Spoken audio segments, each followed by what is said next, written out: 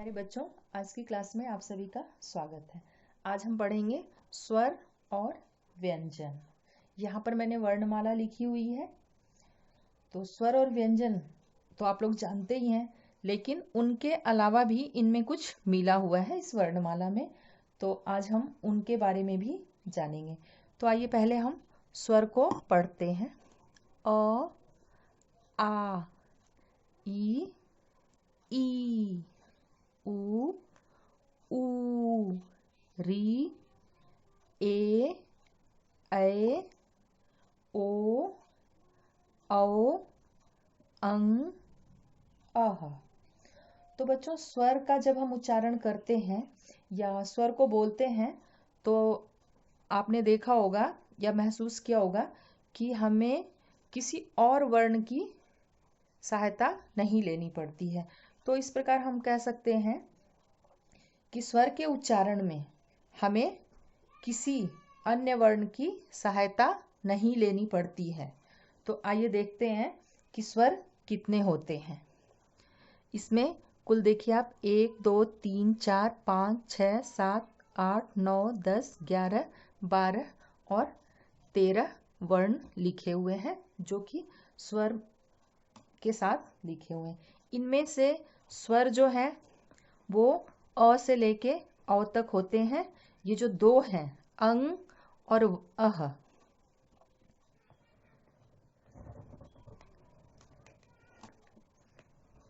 ये स्वर नहीं होते हैं।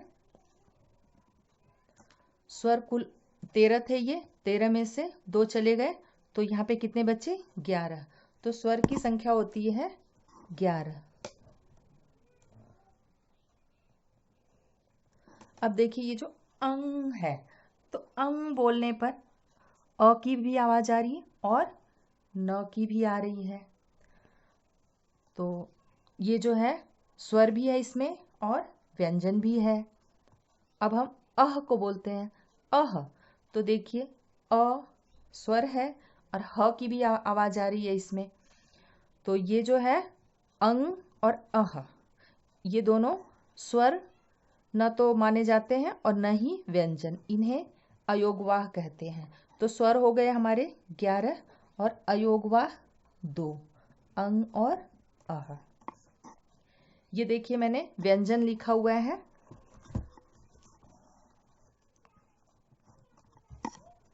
तो अब इसे देखते हैं हम। व्यंजन जो होते हैं वो 33 होते हैं। तो कौन कौन से होते हैं वो हम देखते हैं।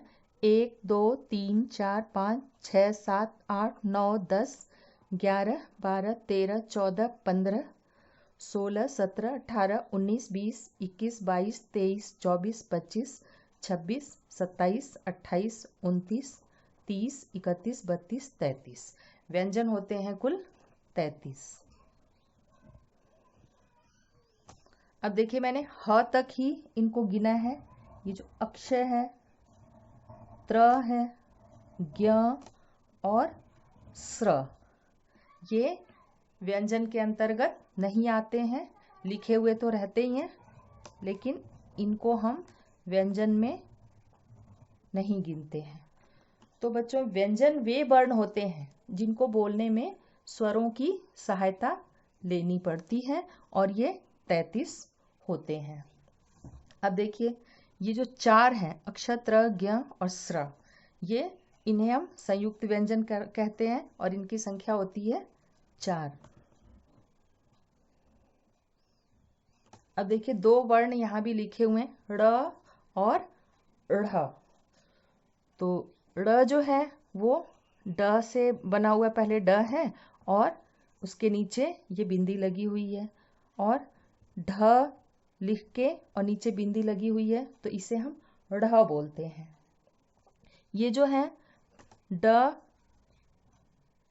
का विकसित रूप ड़ है और ढ का विकसित रूप ढ़ है।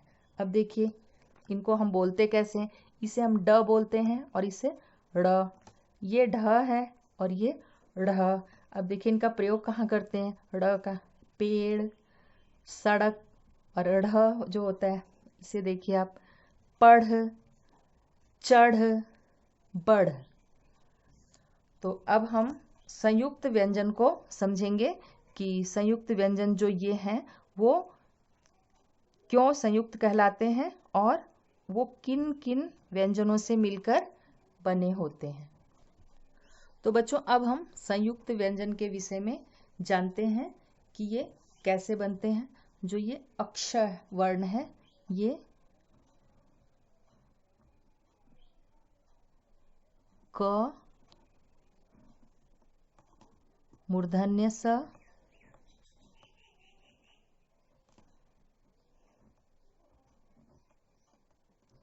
ये इसमें दो व्यंजन है और अ एक स्वर है, इसके मेल से अक्षर बनता है। और जो त्र व्यंजन है ये त,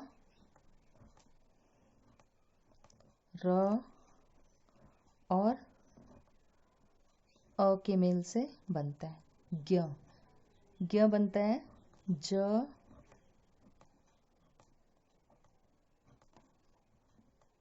और य और अ के मेल से।